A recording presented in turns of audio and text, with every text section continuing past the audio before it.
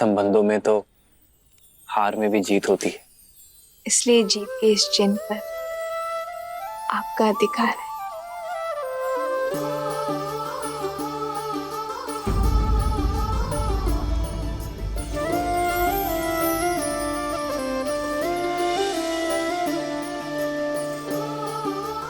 कितनी शीलवती है हमारी सीता।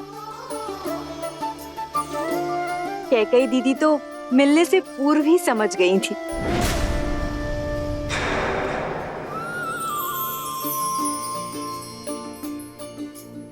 दीदी, आपने जो भेंट सीता को देनी थी वो। एक काम करो सुमित्रा, तुम ही उसे भेंट दे दो। पर वो भेंट तो आपको देनी थी ना। पुत्र तो हम सबका है ना, संबंधों में क्या तेरा क्या मेरा।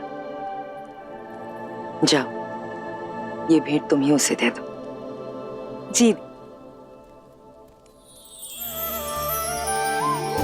एक है पौरुष, एक समर्पण, एक है रूप तो दूजा दर्पण।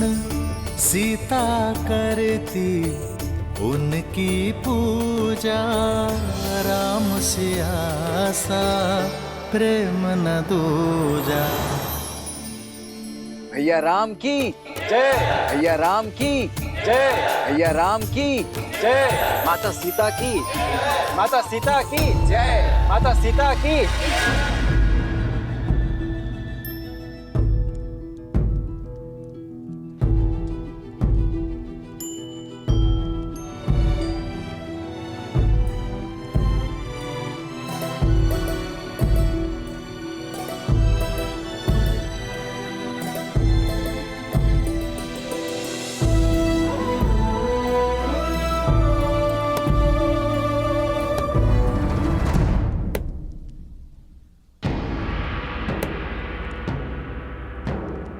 कोयल बड़ी भोली दिखती है और कौवा बड़ा धूर्त, पर होता उल्टा है। कोयल कव्वी का अंडा नीचे गिराकर अपना अंडा कौवे के घोंसले में डाल जाती है और भोली कव्वी उसे अपना समझ लेती है। किंतु जब अंडे से बच्चे निकलते हैं तो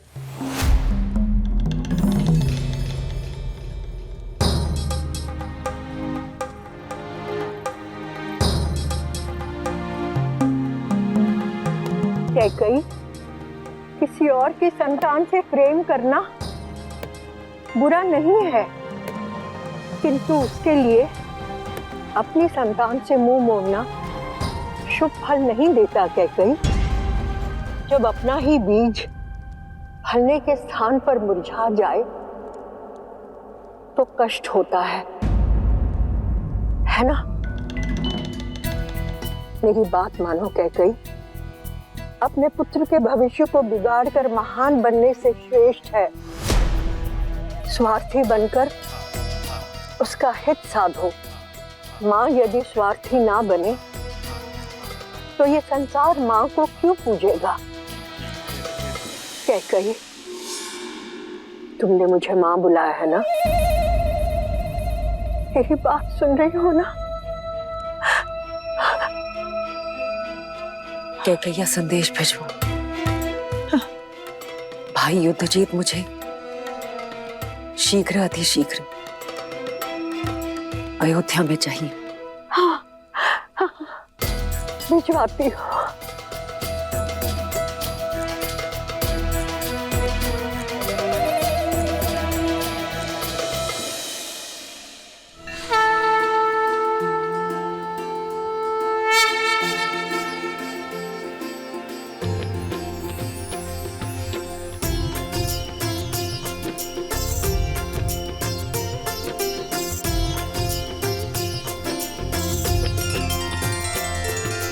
महाराजा हरिश्चंद्र, रघु, दिलीप और भागीरथ जैसे महान पूर्वजों के प्रताप से ही आज अयोध्या ऐसी है सीता। इनके लिए सच्ची श्रद्धांजलि ये होगी कि अयोध्या की सफलता और समृद्धि सर्वोच्च शिखर पर पहुंचे आपके नेतृत्व में। मेरी नहीं, हमारे।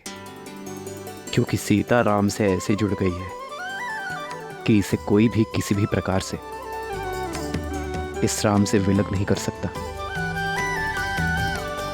ये राम और इसकी यात्रा तुम्हारे बिना अपूर्ण होगी सीता, और मेरा संपूर्ण समर्पण केवल तुम्हारे लिए होगा। सिया राम, सिया राम, सिया राम। कितनी सुंदर है ना हमारी अयोध्या। हाँ, पर देश की सुंदरता वाटिका, झरने या नदियों से नहीं होती, बल्कि वहां की प्रजा, संस्कृति, प्रजा के राजा से संबंध से होती है। मुझे वास्तविक अयोध्या देखनी है श्री राम।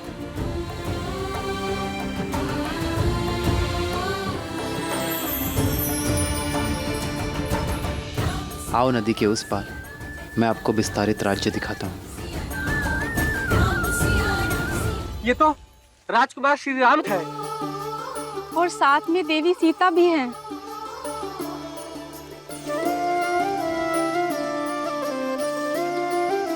आप दोनों के दर्शन पाकर धन्य हो गए। लक्ष्मी नारायण की जोड़ी है। सदैव प्रसन्न रहो। नहीं नहीं, गौरी और महादेव जैसी। जन्म जन्म का है ये संगम, राम रतन सीता वैभव धन। एक है पौरुष, एक समर्पण, एक है रूप तो दूजा दर्पण। राम है लोचन, सीता दृष्टि, ऐसे राम है चलाओ। बादल, सीता वृष्टि।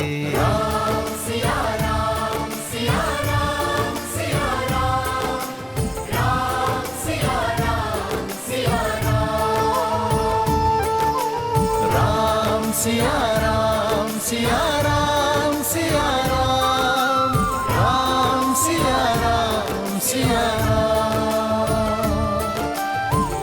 सीता को रखते हृदय रघुराई, पूर्ण राम को करने आई। सीता करती राजकुमारी जी, उनकी आप भी खाइए ना। पूजा, राम सिया सा प्रेम न दूजा। राम सिया राम, सिया राम, सिया राम, राम सिया राम, सिया राम, सिया सिया राम की जय आप सभी का इस प्रेम के लिए धन्यवाद। धन्यवाद तो आपका कि आप दर्शन दिए। हम तो अयोध्या भी ना आ सके आपके स्वागत में। क्यों? आपको सूचना नहीं मिली थी? सूचना भी थी और निमंत्रण भी, किंतु साधन नहीं था। भूमि मार्ग से यहाँ से अयोध्या जाने में अत्यधिक समय लगता है। पर उत्तर दिशा से सरयू पार कर एक छोटा मार्ग भी तो है अयोध्या के लिए। उस दिशा में ही तो सरयू पार करना बाधा है रघुनंदन।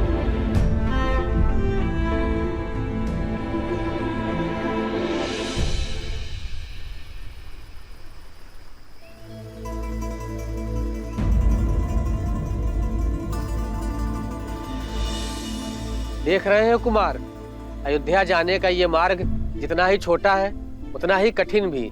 अभी तो सरयू शांत है, किंतु इस स्थान पर गहराई अधिक है, और जब सरयू में तेज बहाव आता है तो कोई भी इसे पार नहीं कर पाता। युवा तो जैसे तैसे स्वयं को रस्सी से बांधकर पार भी कर लें, किंतु बूढ़े और बालक वो कैसे करें? यदि नदी मार्ग का अवरोध है तो सेतु बनाइए। नौका का प्रबंध मैं कर दूंगा। शांत है सरयू तो नौका काम आती है। शांत सरयू पर सेतु बन जाता है, किंतु तीव्र बहाव उसे तोड़ देता है। महाराज दशरथ ने भी कई प्रयास किए और हम सभी ने भी, किंतु यहाँ नदी का बहाव इतना तीव्र है कि सेतु के लिए आधार बनाने को डाले गए पत्थर नदी तल पर रुक नहीं पाते।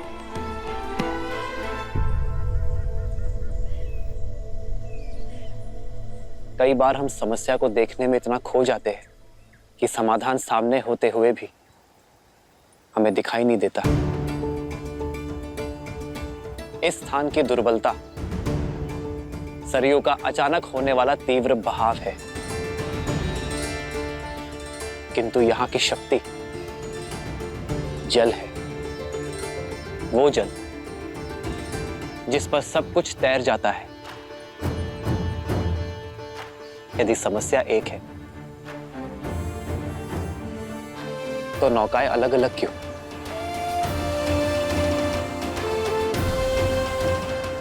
क्यों ना हम एकजुट हो जाएं? आप सब भी और नौकाएं भी, और बड़े परिवर्तन की ओर।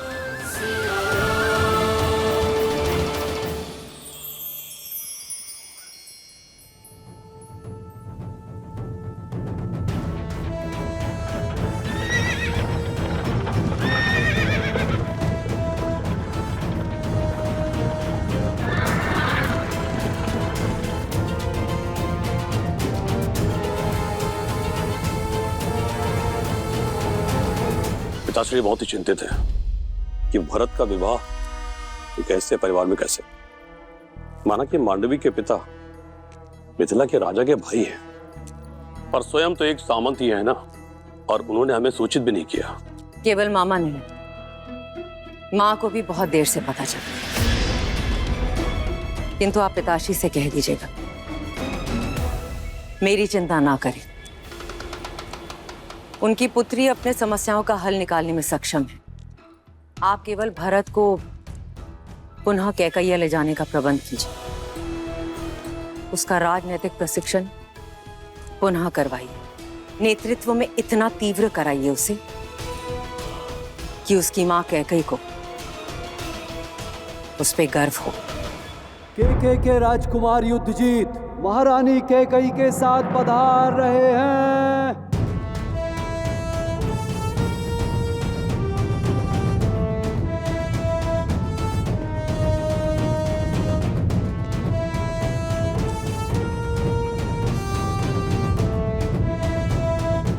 अवधपति को युद्धजीत का प्रणाम।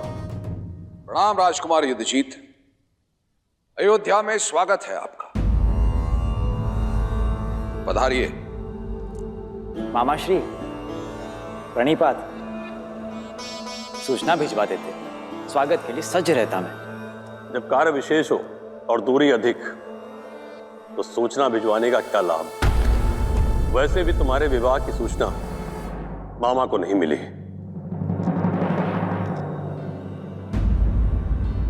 आपने सही कहा राजकुमार युद्धजीत, देरी से आई सूचना का कोई अर्थ नहीं।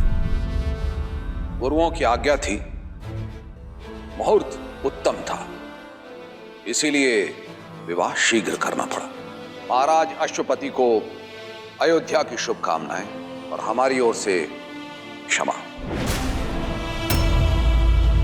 राजकुमार, वर्षों उपरांत आपका अयोध्या में आगमन हुआ है, तो कुछ दिन तो अयोध्या के आतिथ्य का आनंद लेना ही होगा आपको। क्षमा कीजिएगा, पर यह संभव नहीं है। मैं यहां कर्तव्य पूर्ण करने आया हूं। भरत का प्रशिक्षण अभी अधूरा है, उसे पूर्ण करने के लिए कैकैया लेके जाने आया हूं।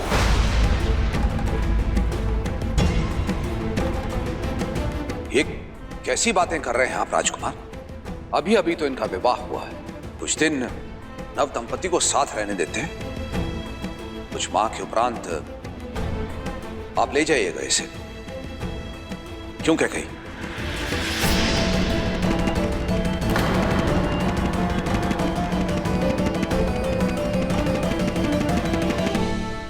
आप बहुत लंबी यात्रा से आए हैं राजकुमार, कुछ दिन विश्राम कीजिए। बीच में बोलने के लिए क्षमा चाहता हूं पिताश्री,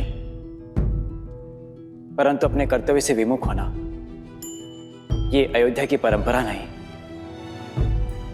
मैं आपका पुत्र हूं।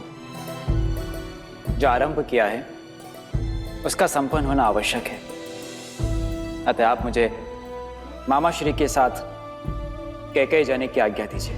भरत, ये गर्व है तुम पे भरत कि तुम अपना उत्तरदायित्व सीख गए हो।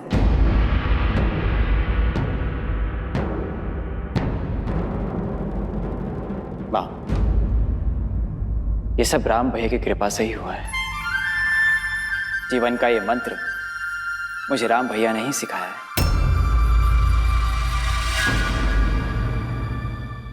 जीवन का एक मंत्र है, एकता, परिश्रम और विश्वास।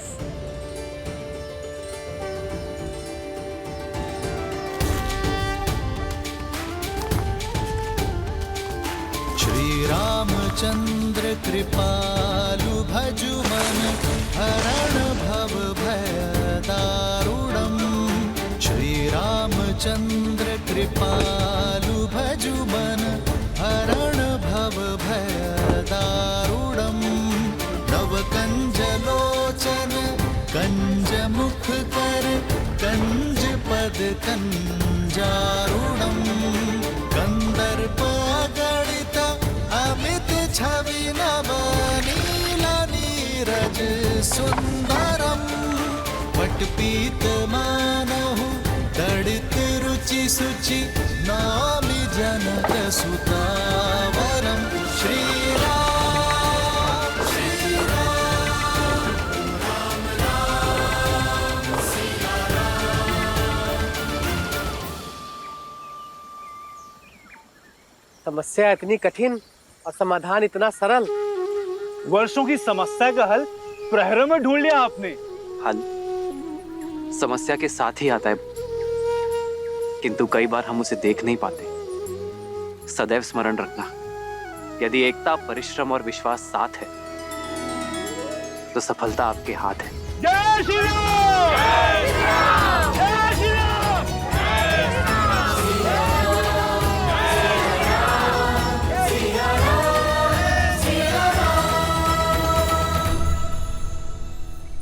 आप ऐसे क्या देख रही हैं देवी? यही कि महादेव ने मुझे क्या दिया है, एक सच्चा नायक जो अपनी सुख सुविधा से पहले दूसरों के सुख, दूसरों की सुविधा का ध्यान रखता है, समस्या के हल के लिए सबसे आगे बढ़ता है। तब तो महादेव की अधिक कृपा मुझ पर है देवी, जो आपके रूप में सच्चा साथी दिया मुझे। वर्षों से अयोध्या में हूं, किंतु यहाँ के वासियों के लिए कभी शुभ करने का अवसर नहीं मिला।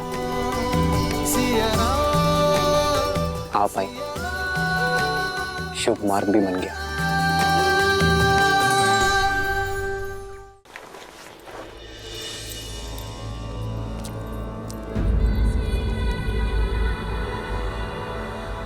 तो अब मेरे आने की आहट भी सुनाई नहीं दे रही है कैकेयी तुम्हें? इतने से अपराध पर इतना क्रोध? ये तुम ठीक नहीं कर रही हो।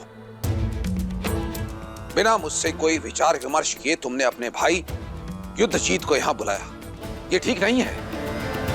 और फिर भरत ने तुम्हें बताया ना कि विवाह के समय वहां मां के रूप में सीता उपस्थित थी, और मैं अपने गुरुओं की आज्ञा की अवहेलना नहीं कर सकता था। स्मरण है आपको महाराज,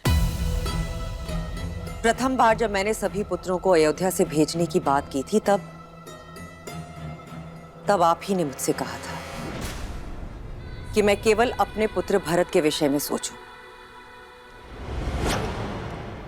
तो क्या यह अनुचित है? कैकेयी, मुझे स्मरण है, मैं तब भी भरत से प्रेम करता था और आज भी भरत से प्रेम करता हूं। अंतर करने का प्रयास तुम कर रही हो। मैं केवल ये कहने के लिए आया हूं, परिवार में दरार डालने का कार्य मत करो। परिवार पर किया गया ये वार फिर से परिवार को सम्मिलित तौर पर खड़ा होने नहीं देगा।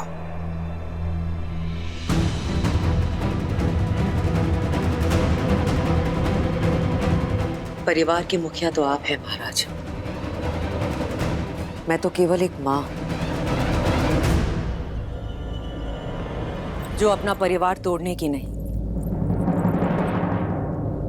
अपने पुत्र के भविष्य को गढ़ने का प्रयास कर रही हूं।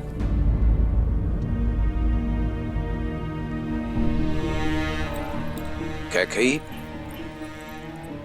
इतने वर्षों के उपरांत मेरा परिवार एकत्रित हुआ है।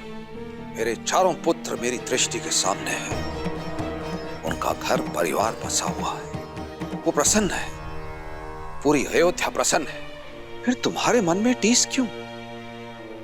मैं जिस कैकेयी को जानता हूं वो इस महल के प्रत्येक पत्ते से प्रेम करती है, तो फिर आज कैकेयी के मन में पत्थर क्यों?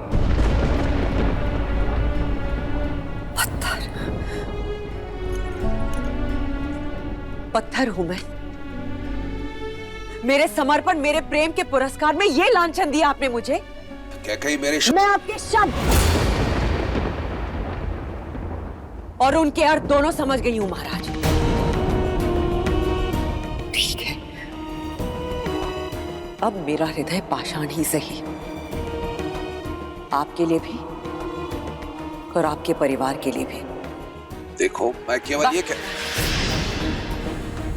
बस मुझे एकांत में छोड़ दीजिए।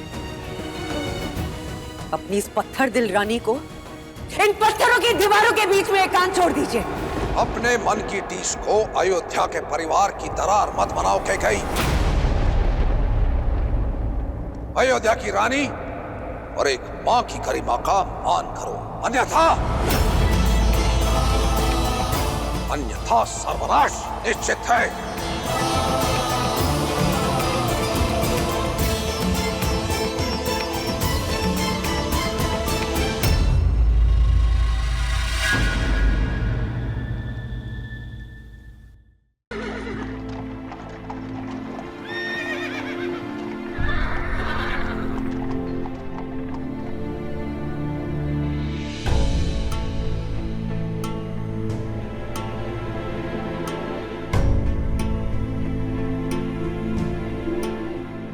आर्य, आर्य, ये सब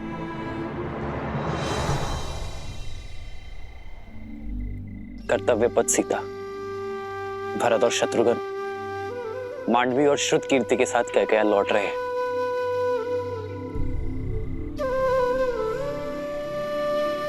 आओ।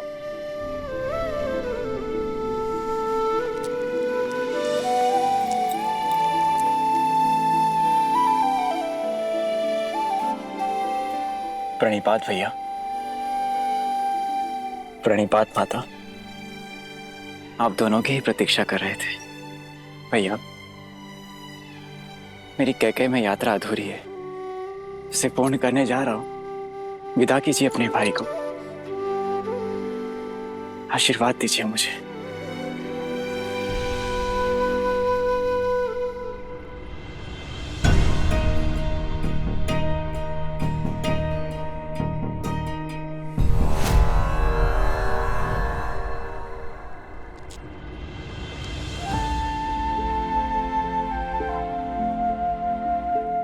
ये देखकर प्रसन्न हूं मैं भरत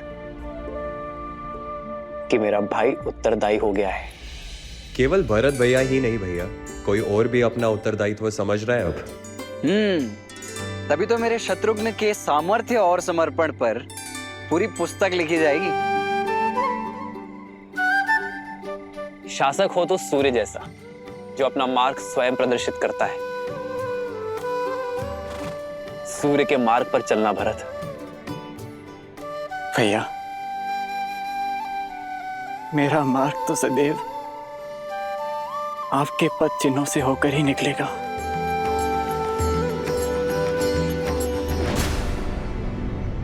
देखा कैकेयी, जाते जाते भी मेरे भरत के कान भर रहा ये राम। उसे तो अपनी परछाई से भी अलग होने का अवसर नहीं देता। आप चारों के जाने से घर सूना हो जाएगा। वापस लौटने में अधिक प्रतीक्षा ना करवाना भरत। शीघ्र लौटूंगा भाभी माँ। विदा कीजिए भैया।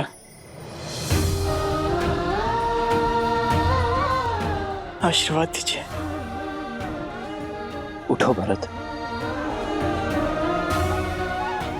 अपना धर्म निभाना भरत। संबंध अपने आप निभ जाएंगे।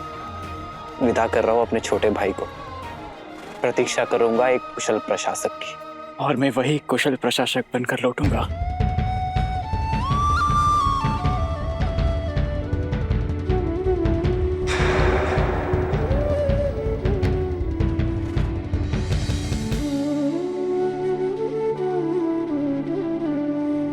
प्रस्थान करो भरत। लक्ष्मण,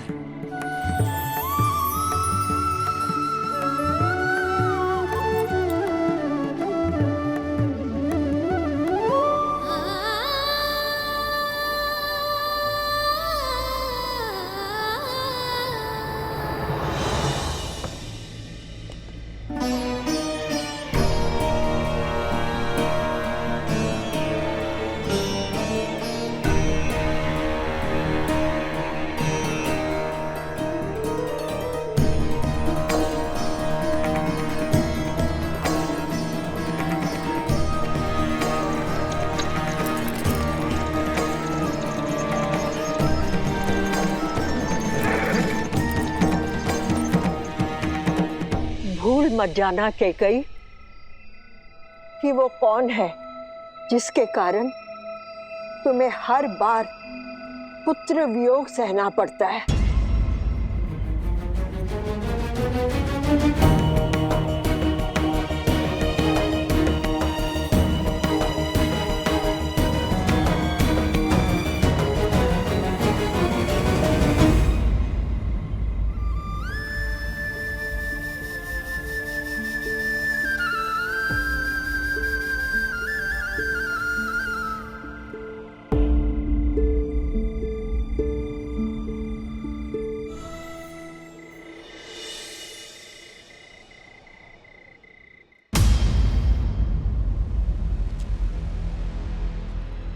बड़े दृष्टिहीन माता पिता की इकलौती संतान हूं। आप उन्हें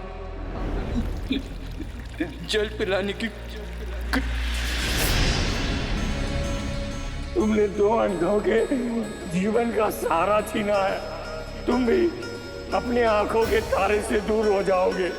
अपने धर्म रक्षक पुत्र के वियोग में तरस तरस कर मरोगे तुम। ये बूढ़े दुखी पिता का श्राप है, श्राप है।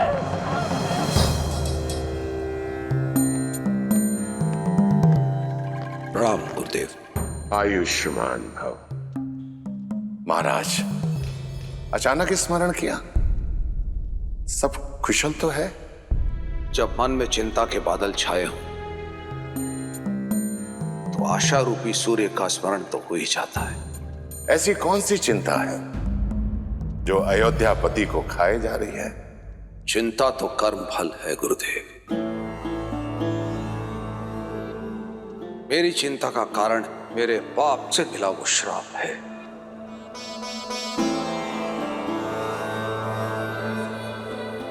वो पाप जो वर्षों पूर्व मुझसे हुआ था।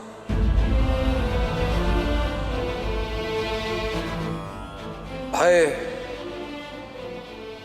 मृत्यु का नहीं है गुरुदेव। मृत्यु तो आनी ही है। भय तो मृत्यु के मार्ग का है। इस आयु में आकर पुत्र अपने पिता का सहारा बनते हैं, किंतु मेरे भरत और शत्रुघ्न फिर से मुझसे दूर हो गए।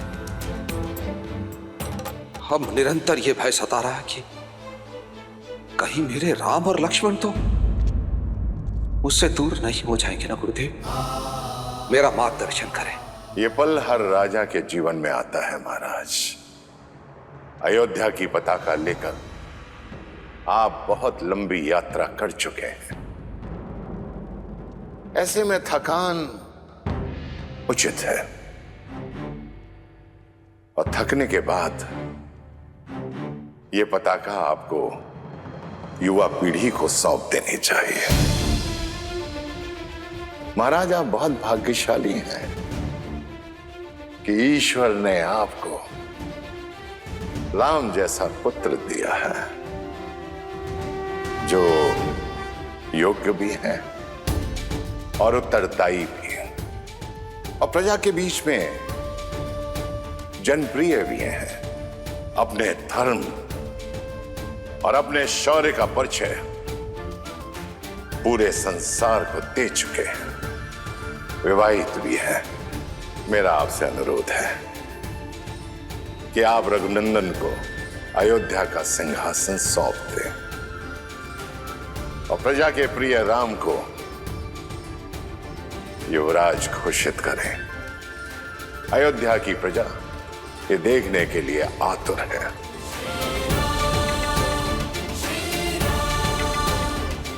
बहुत बहुत धन्यवाद गुरुदेव। सचमुच में थक गया हूं मैं, अचंभित हूं। मार्ग मेरे सामने खुला है और मैं व्यर्थ ही दुविधा में था। राम को ये साम्राज्य सौंपकर अयोध्या को एक श्रेष्ठ राजा मिल जाएगा और मुझे मेरे भय से मुक्ति, क्योंकि एक राजा तो अपने राज्य को छोड़कर कहीं जा ही नहीं सकता। बहुत बहुत धन्यवाद गुरुदेव, बहुत बहुत धन्यवाद।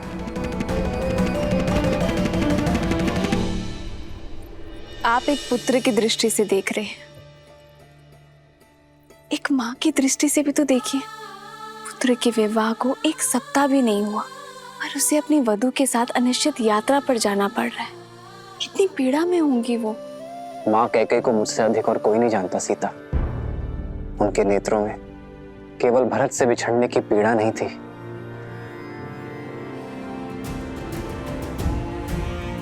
एक आक्रोश था।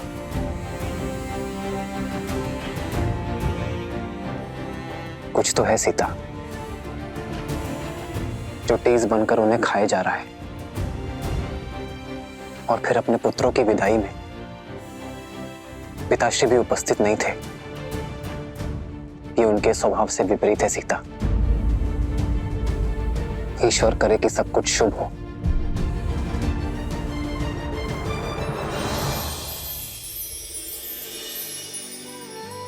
सब शुभ होगा जब माता पिता की वेदना को समझने वाला पुत्र उनके पास बैठकर उनकी मन की सुनेगा। उचित कहा तुमने सीता। इस विषय पर पिताश्री से बात करनी चाहिए।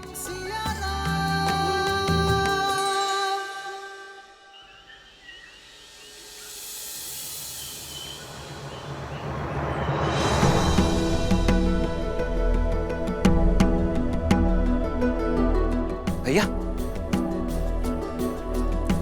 भैया वो पिताश्री ने आपको शीघ्र बुलवाया है। मैं उनके कक्ष में ही जा रहा हूँ लक्ष्मण। परंतु पिताश्री कक्ष में है नहीं भैया, वो राजसभा में है।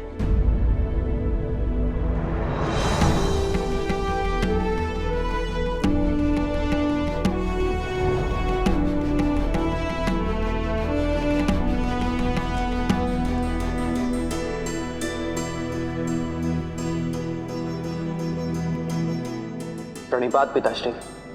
आयुष्मान भवा। प्रणाम आचार्य। यशस्वी भव। राम, मेरे पुत्र राम, यहां मेरे समीप आओ।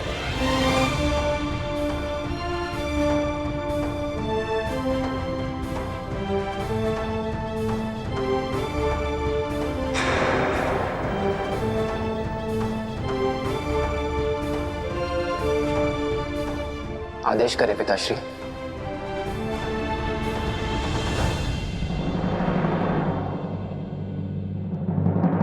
सभासदों, एक राजा का धर्म है अपनी अंतिम श्वास तक प्रजा और राज्य की सेवा करना। किंतु आपका ये दशरथ आयु और समय से जीत नहीं सकता। वृद्ध हो गया हूं मैं, इसीलिए गुरुदेव वशिष्ठ के परामर्श और अपने विवेक से मैं अपने ज्येष्ठ पुत्र राम को अयोध्या का अगला राजा, अयोध्या का युवराज घोषित करने का प्रस्ताव रखता हूं।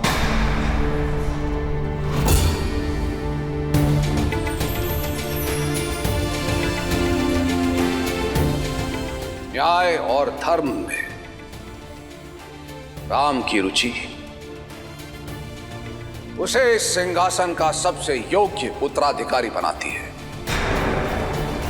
श्री रामचंद्र की, श्री रामचंद्र की, श्री रामचंद्र की जय, श्री रामचंद्र की, श्री रामचंद्र की, श्री रामचंद्र की, श्री रामचंद्र की, श्री रामचंद्र की। प्रेम के मीठे बोल बोल के इतना बड़ा घात किया उस राम ने। बेचारी कैकई, उसे तो इस चाल की भनक तक नहीं। सब नष्ट हो गया, मेरी इतने वर्षों की तपस्या नष्ट हो गई, सब नष्ट हो गया।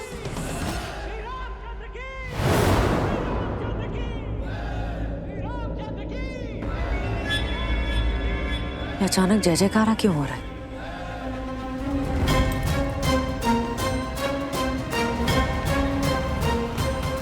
जय जयकार नहीं, ये मेरी कैकई के विनाश का नाद है। सब अनर्थ हो गया, तुम्हारा हर स्वप्न टूट गया। मंत्रा, क्या हुआ? तुम रो क्यों रही हो?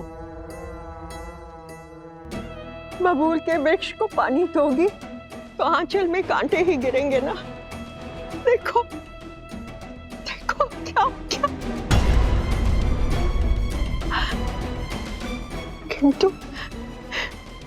किंतु महाराज ने तुमसे परामर्श तो लिया होगा ना। तुम मान कैसे गई? तुमने ये होने कैसे दिया कैकेयी? तुम क्या बात कर रही हो? हुआ क्या है? सर्वनाश हुआ है। सर्वनाश होने की घोषणा की गई है। भरत को गए हुए कुछ क्षण भी नहीं हुए थे कि महाराज ने राम को युवराज घोषित कर दिया।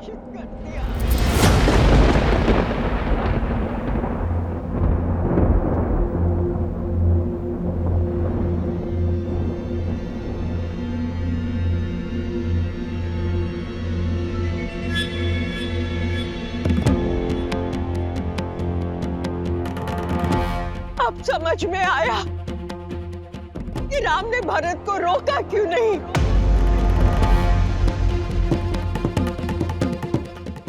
क्यों भरत का विवाह तुम्हारी अनुपस्थिति में कर दिया गया, और वो भी एक सामंत की पुत्री के साथ। जानबूझकर किया गया छल है ये। कोयल बनकर राम खेल गया तुम्हारे साथ। तुम्हारे पुत्र भरत का भविष्य नष्ट भ्रष्ट हो गया। कैकेयी, अब तो जागो। कब सोचोगी उसके विषय में?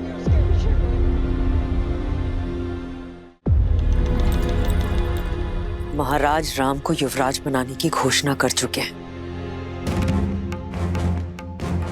अपने कथन से कभी पीछे नहीं हटेंगे।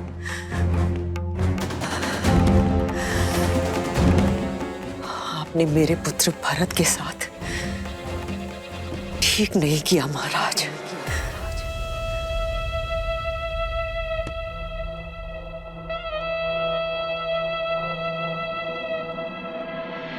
वचन से बड़े शब्द नहीं होते। कैसे वचन? वो वचन जो समरासुर युद्ध के पश्चात महाराज ने तुम्हें दिए थे। तुमने केवल अपने पति के प्राणों की ही रक्षा नहीं की, अयोध्या के महाराज के प्राणों की भी रक्षा की है। एक नहीं 2 वर देता हूं तुम्हें, मांगो। तुम तो भोली हो, भूल गई, किंतु लौटकर तुमने मुझे बताया था और ये मैं नहीं भूली। कैकई, तुम्हारे पास जीत का ब्रह्मास्त्र है, क्योंकि महाराज सब कुछ हार सकते हैं, किंतु रघुकुल का मान और अपना दिया हुआ वचन नहीं हार सकते। भाग्य से एक अवसर मिलता है और तुम्हारे पास तो 2 हैं।